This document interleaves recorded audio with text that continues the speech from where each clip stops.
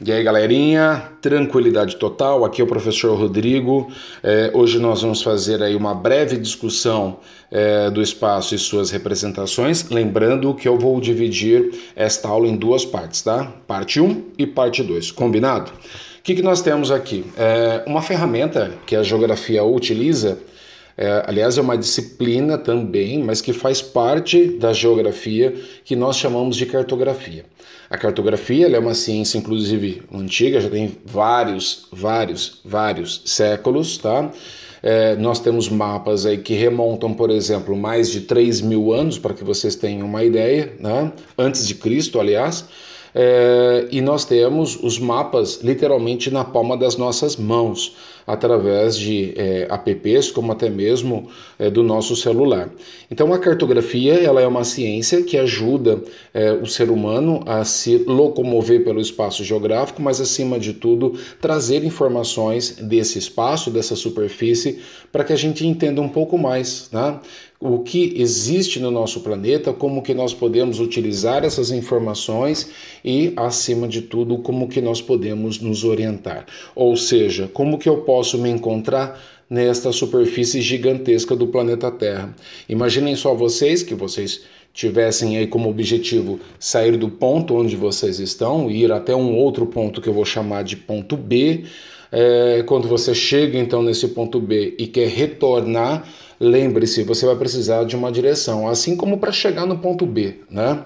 Não importa. Então, como nós somos seres viajantes pela superfície, nós precisamos e muitas vezes utilizar o conhecimento da cartografia e também da orientação espacial, que a gente vai falar daqui a pouco, para melhor se encontrar e não se perder nessa superfície terrestre, tá bom? Nessa página aí você tem o mapa do século 17, vale a pena depois você investir e observar os detalhes, tá? Se tiver uma lupa em casa, melhor ainda, porque você vai conseguir ver detalhes interessantes aí na sua observação. Combinado, meu querido, minha querida? Então vamos lá. Próximo tema é a orientação pelos astros e também por instrumentos.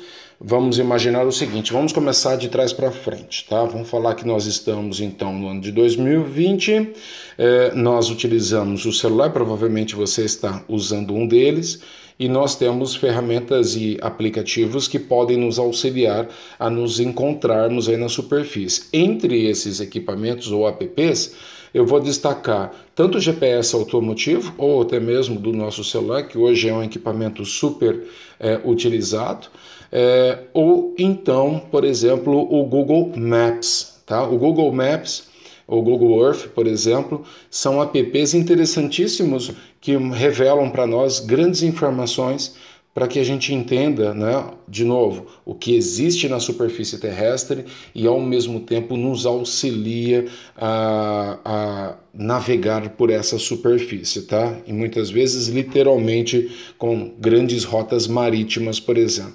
Mas esses apps, eles funcionam graças a uma grande rede de satélites que estão aí a quilômetros, né, de altura em relação à nossa superfície, eles estão então no espaço, e eles conseguem trazer para nós sinais de rádio, sinais eletrônicos, sinais magnéticos, melhor dizendo, que os celulares ou os GPS conseguem detectar.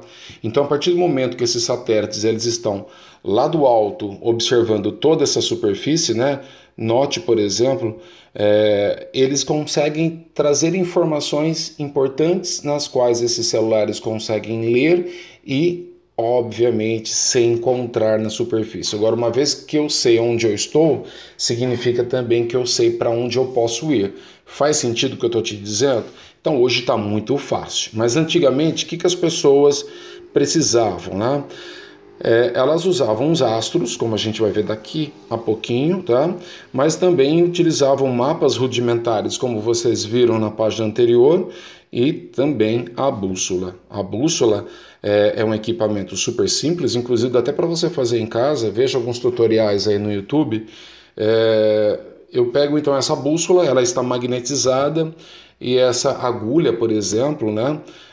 Essa seta da bússola sempre irá apontar para o mesmo ponto, que é, na verdade, o norte magnético, tá? Só que nós temos também o nosso norte geográfico. Só que nessa aula não dá para a gente explicar as duas razões, né, entre norte magnético e o norte geográfico, mas se você tiver curiosidade, dá uma pesquisada. Então, através dessa bússola, eu consigo descobrir qual é o norte, e eu tenho uma direção sempre constante. E se eu tenho uma direção, significa que eu posso ter todas as outras, desde que eu saiba usar perfeitamente aí a bússola. Beleza, meu querido e minha querida? Vamos lá, ó. Já temos mais de 5 minutos de aula. O que nós precisamos lembrar? Existe uma rosa dos ventos, ela auxilia, por exemplo, a nossa localização por essa superfície, e a partir do momento que você entende e você sabe muito bem posicioná-la diante do norte verdadeiro, significa que nós sabemos exatamente quais são os outros pontos cardeais e os seus pontos colaterais. Vamos lembrar? Norte, né? Sul, o leste e o oeste são os pontos cardeais. Lembrando que o Sol nascente é o lado leste e o Sol poente é o lado oeste. Então eu consigo, inclusive, por volta lá das 6 horas da manhã, quando eu consigo ver o Sol surgindo na linha do horizonte, eu consigo ter a noção da posição do lado leste. E se eu estiver olhando o Sol se pondo, eu consigo ter a noção de qual é o lado que corresponde ao oeste. Então, se eu sei onde é o leste, onde é o oeste, eu também sei onde é o norte, onde é o sul. E assim por diante, tá bom? E os pontos colaterais são o nordeste, sudeste, sudoeste e o noroeste. Beleza, galerinha? Então, eu estava dizendo agora há pouco para vocês sobre as constelações, né? Mas antes da gente virar a página, dá uma olhadinha nessa representação, mostrando, por exemplo, né, que pelas convenções geográficas, nós temos a linha do Equador, que divide o planeta Terra em 2 hemisférios. Tudo que estiver, entre aspas, do lado de cima corresponde ao hemisfério norte. De novo, entre aspas, estiver do lado de baixo da linha do Equador, corresponde ao hemisfério sul, né? E o lado leste seria o nosso lado direito, olhando nesta representação, e o lado esquerdo seria o nosso oeste, tá? Seria não, no caso aí é. Beleza? Então vamos lá. Orientação pelo Cruzeiro do Sul. Então grandes civilizações passaram a utilizar isso no passado, e eu vou te recomendar, tá, uma ferramenta super legal para utilizarmos aqui. É esta aqui, ó, Skyview, ok? Essa aqui é a versão free, mas existem outras versões pagas, se eu não me engano, de 5, 6 reais, onde você consegue ter aí uma grande aula sobre constelações. É uma ferramenta super interessante que você consegue usar com muita facilidade, tá? Para não atrapalhar a nossa aula, se você quiser, depois baixa aí no seu celular, você pode aprender um pouco mais sobre a questão das constelações. Aqui uma representação do Cruzeiro do Sul, lembrando que o Cruzeiro do Sul ele é visível para quem está no hemisfério sul, faz sentido, tá bom? E a partir então desse reconhecimento das constelações, você consegue, por exemplo, detectar, né? Dependendo do horário, você precisa fazer aí algumas operações, como está aparecendo neste esquema, mas a partir do momento que você consegue compreender isso, você inclusive consegue detectar qual é a posição sul, tá, da nossa superfície, qual que é a direção sul. É assim que os grandes navegadores conseguiam, através de equipamentos também chamado astrolábio, fazer os cálculos aí matemáticos para saber exatamente em que local eles estavam na superfície do planeta Terra e qual é a direção que eles deveriam navegar. Beleza, galera? Dá uma olhadinha, nós já fizemos então esta atividade. Aqui eu tenho as respostas da mesma. Se você perdeu, então lembre-se de copiá-las, mas é importante que você aprenda a utilizar. Então vejamos, né? Aqui é o nosso mapa do Brasil, pelas regiões e também a divisão dos estados, das unidades federativas. E o exercício pede, por exemplo, qual que é a direção de Belém até Goiânia? Basta a gente identificar primeiro onde está Belém, né? Belém está aqui no estado do Pará. E Goiânia, como vocês podem perceber, está ligeiramente ao sul da cidade de Belém. Então a resposta, né, direção sul. E assim por diante, tá bom? Faça aí uma leitura novamente para que você tire suas dúvidas através da leitura. Aqui nós temos as coordenadas geográficas e quando nós falamos sobre coordenadas geográficas, nós estamos falando de linhas que são imaginárias, tá? Para melhor entender, vamos dar uma olhadinha aqui, tá? Nesse esquema. De acordo com uma convenção que foi criada por nós, seres humanos, já tem aí alguns séculos, tá?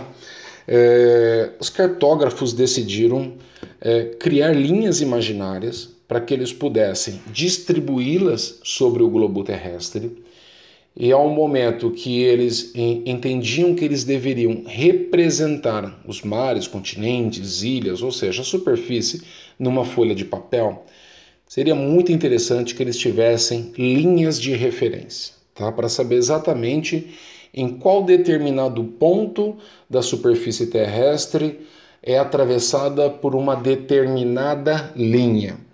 Do que nós estamos conversando? Nós estamos falando dos paralelos e dos meridianos. E nós estamos falando também da latitude e da longitude. Então, neste primeiro exercício aqui, né, na atividade 2, vocês vão perceber que nós vamos medir as latitudes. O que são, então, essas latitudes? Tudo nasce através da linha do Equador. A linha do Equador é aquela linha que divide, então, o globo terrestre em dois hemisférios. Tudo que estiver nessa direção, nós vamos chamar de norte, e todas as outras linhas que estiverem nessa direção, nós vamos chamar, então, de sul. Tudo bem até aqui? Então, veja, estipulou-se, então, determinou-se, melhor dizendo, que a linha do Equador tem um valor de 0. E todas as outras linhas imaginárias que foram distribuídas pela superfície terrestre chegariam até o Polo Norte com a linha de 90 graus. Se é 90 graus norte, lembrando que a gente precisa colocar o N na frente depois do 90. E no hemisfério sul ficariam sem linhas? Não. Nós também distribuímos a partir da linha 0 da linha do Equador, mais 90 linhas, cada uma com um grau, por exemplo, mas aqui representada com 9 linhas, sendo que cada uma delas tem um determinado valor. Então, esta linha, 10 graus sul. Esta outra, 10 graus sul. Esta outra, 30 graus sul. E assim por diante. Então, em cada ponto do planeta Terra, no sentido norte e no sentido sul, nós vamos encontrar linhas imaginárias que são chamadas de paralelas. Entretanto, elas vão medir para nós a posição, a direção de uma latitude. Se nós subirmos, estamos indo na direção norte. Se a gente descer, entre aspas, isso, ok? Nós estamos indo para o sul. Beleza? Por que eu digo entre aspas? Não existe subir e descer, e sim ir ao norte ou ir para o sul. Tá claro? Uma vez que nós já distribuímos as linhas no sentido horizontal, paralelas então à linha do Equador, é a vez da gente dividir então essas linhas no sentido vertical. Elas estarão lado a lado de uma linha chamada meridiano. Esse aqui é o meridiano 0. E o meridiano 0 tem um nome, chamado meridiano Greenwich. Tranquilo? Ele vai dividir o planeta Terra em duas outras partes. Tudo que estiver então à esquerda do meridiano Greenwich, nós estamos nos referindo ao hemisfério oeste. E tudo que estivermos, tá, olhando para o lado direito do meridiano, nós estamos nos referindo ao lado leste. Portanto, nós vamos ter mais 180 linhas para o hemisfério oeste e mais 180 linhas distribuídas pelo hemisfério leste. Difícil esse assunto, né? Mas calma que a gente vai entender. Cada uma dessas linhas também receberá um valor, tá? Então, por exemplo, aqui 0, depois estou indo para a direção oeste, 10 graus oeste, 20 graus oeste, 30 graus oeste, 40 graus oeste, até a linha de 180 graus. Isso vai se repetir novamente para qual outro hemisfério? O leste.